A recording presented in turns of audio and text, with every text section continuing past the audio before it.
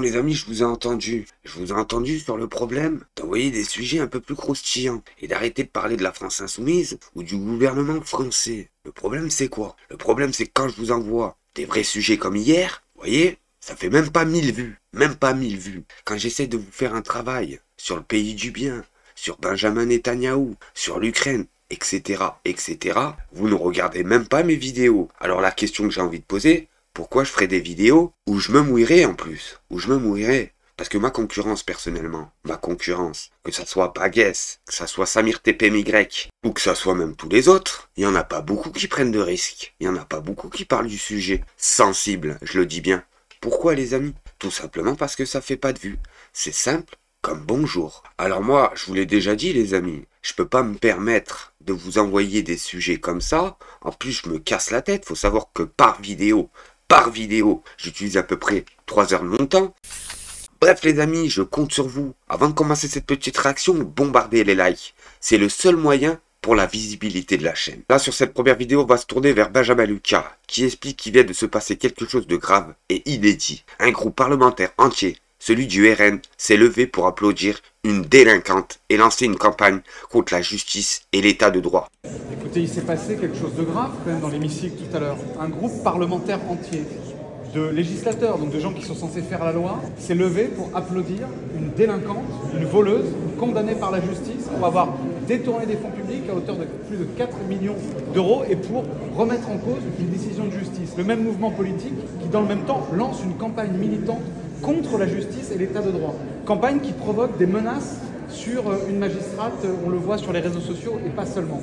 C'est extrêmement grave, donc je ne sais pas quelle est leur stratégie, mais ce que je sais, c'est que le résultat de ce qu'ils font, c'est une volonté d'affaiblir la démocratie. Et Léa Balach vient de le dire à l'instant, cette stratégie, elle n'est pas isolée. D'ailleurs, hier, on a tout de suite eu une réaction de M. Orban, du fils de M. Trump, du Kremlin de Vladimir Poutine, qui sont venus en appui à Mme Le Pen. Tout ça répond à un projet politique qui est la destruction de la démocratie telle que nous la concevons dans notre pays, c'est-à-dire fondée sur l'état de droit, sur la séparation des pouvoirs, sur l'indépendance et l'impartialité des juges.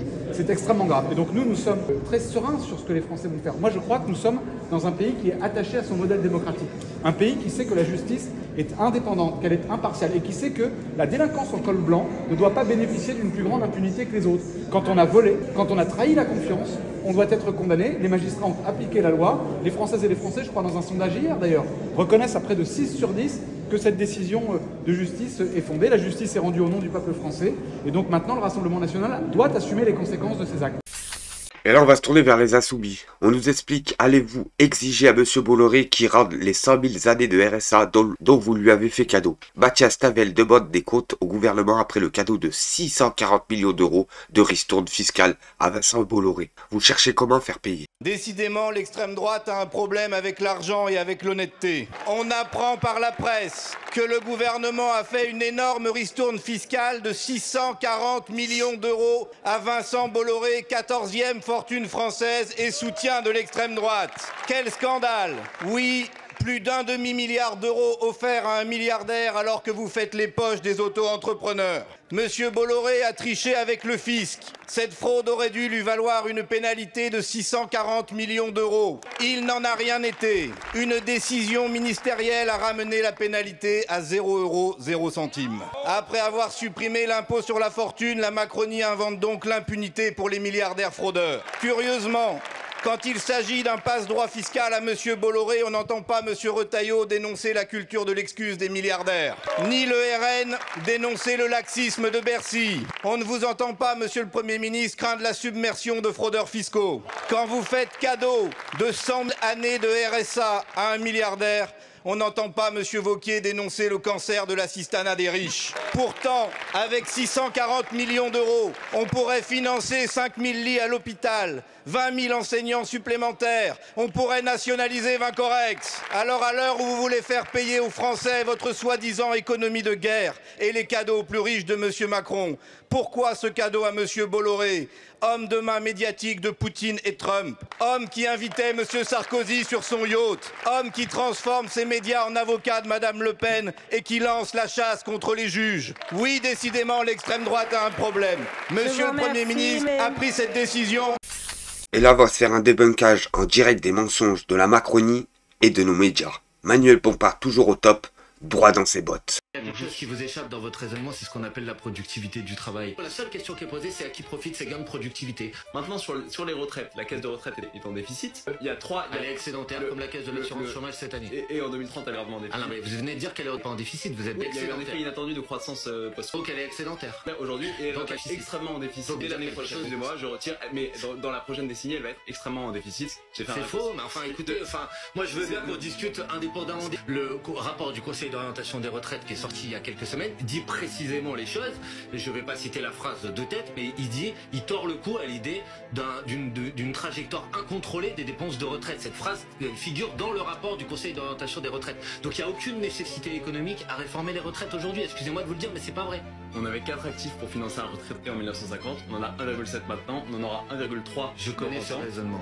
Donc soit mais il y a quelque chose qui vous échappe dans votre raisonnement, c'est ce qu'on appelle la productivité du travail. C'est que les 4 actifs dont vous parliez en 1950, évidemment, pour produire la quantité de richesse qu'ils produisaient à l'époque, il en faut aujourd'hui plus que 1 ou plus que 2. Et donc la seule question qui est posée, c'est à qui profitent ces gains de productivité. Vous pensez qu'ils doivent profiter aux grandes entreprises qui ont atteint cette année un record de dividendes, plus de 33%. Moi je pense qu'ils doivent servir à la réduction du temps de travail. Une question encore. Un débat de société.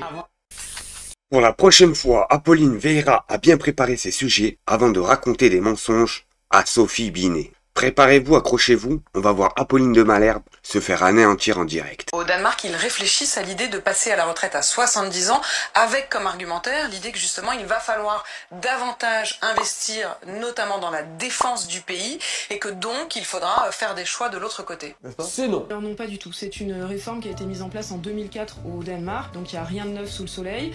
Réforme qui prévoit un report de l'âge automatique avec l'allongement de l'espérance de vie. L'argument et donc supplémentaire de la défense, vous ne l'entendez pas. C'est non. Ah non, et c'est pas la réalité. Regardez ce qui se passe au Danemark. Nous, on est en contact avec les syndicats danois. J'imagine. Et donc potentiellement le changement aurait lieu dans quelques années. C'est soumis à validation du Parlement.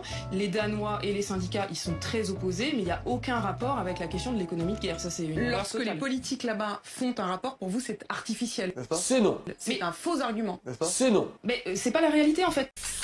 Et là, on va se tourner vers Jordan Bardella, le gamer en slip dans sa chambre, qui nous explique que nous ne sommes pas des gens de l'extrême droite. Jordan Bardella a à nouveau frappé d'amnésie sur le plateau de CNews. Nous ne sommes pas des fachos. Cette candidate RN dans le Calvados, arborant un costume SS. Nous ne sommes pas des racistes. La suppléante de Pierre Gentillet pose, elle, fièrement avec des skinheads et des t-shirts suprémacistes floqués, fierté blanche. Nous ne sommes pas des gens d'extrême droite. Le Conseil d'État a statué. Le Rassemblement national est d'extrême droite. Nous sommes des gens raisonnables. 2 des 15 élus du Rassemblement national mis en cause pour avoir fait partie de ce groupe Facebook. Sur cette page, des montages et messages à caractère raciste. Retourne dans ton cocotier. Même mon chien se comporte mieux. Ils sont vraiment nuisibles, ces noirs. Nous ne sommes pas des fachos. La condamnation d'une ex-candidate Front National à 9 mois de prison ferme pour avoir comparé Christiane Taubira à un singe. Des racistes. J'ai comme ophtalmo un juif. Raisonnables. Un député du Rassemblement national crie qu'il retourne en Afrique. Des fachos. Et l'assistant de Philippe Ollivier, le beau-frère de Marine Le Pen. Il a été un des piliers du bar identitaire lillois violent et raciste, la Citadelle. Propos racistes, éloge de la violence, menace d'attentats. Nous ne sommes pas des gens d'extrême droite. Le RN attire aussi des profils radicaux dans son mouvement de jeunesse, le RNJ. Comme Jason, il publiait des propos haineux,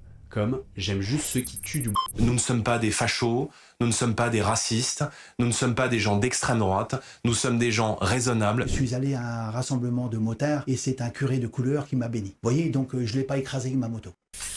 Et là, on va changer de sujet. Une Française d'origine portugaise déclare « Je viens d'une famille chrétienne et personne ne m'a imposé le voile. Je le porte par choix. » Elle ajoute qu'elle ne comprend pas des gens qui n'ont rien à voir avec le voile peuvent parler à leur place. Je constate que vous n'êtes pas voilée, donc je ne comprends pas comment vous pouvez parler à ma place, à la place des femmes voilées, premièrement. Mais quand vous dites que c'est un signe culturel, sachez que je suis de culture portugaise, à la base. Donc ça ne fait pas absolument pas partie de ma culture, le voile. Donc pour moi, ce n'est pas un signe culturel. Et par ailleurs, effectivement, il y a une différence entre les hommes et les femmes chez les musulmans, puisque la femme, comme vous le dites, est voilée, mais pas toutes. C'est un choix personnel. Mais dans l'humanité, la femme, elle est différente de l'homme de toute façon. Elle enfante, pas l'homme. Pour autant, est-ce qu'elle est, elle est moindre? Est-ce qu'elle est déshumanisée? Non. Franchement, elle fait la chose la plus belle au monde. Et donc, c'est pas parce qu'il y a une différence entre l'homme et la femme qu'il y en a un qui est inégal. Enfin, que c'est une relation inégale. Est-ce une relation de soumission matérialisée par le port du voile? C'est ce que disait d'une certaine manière. Enfin, si vous me permettez à nouveau de synthétiser votre pensée. Moi, personne ne m'a obligé à me voiler. C'est un choix personnel. Mon mari l'a découvert, il a été agréablement surpris que je me voile, mon entourage aussi.